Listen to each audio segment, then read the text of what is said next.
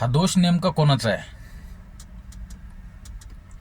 धाराशिव जिल्ह्यात सध्या पवनचक्कींच्या मोठ्या मोठ्या कंपन्या हजर झालेल्या आहेत. बऱ्याच प्रमाणात पवनचक्क्या उभ्या देखील राहिलेल्या आहेत.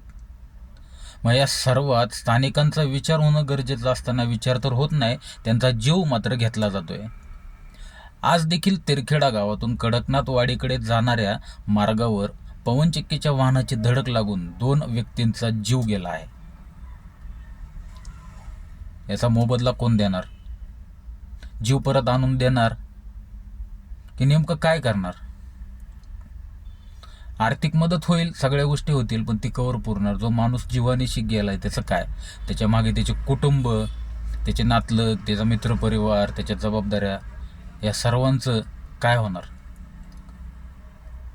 आतापर्यंत मी या विषयात पडलो नव्हतो किंवा पडणारही नव्हतो, परंतु आता ही जवळपास दुसरी घटना आहे. याकडे वाहतूक विभागाने लक्ष घालणं गरजेचं आहे. प्रशासनाने देखील याकडे डोळेझाकपणा करून चालणार नाही. आता अशा घटना वारंवार घडू नयेत यासाठी काही विशेष उपाययोजना केल्या जातात का, हे पाहणं महत्त्वाचं ठरेल.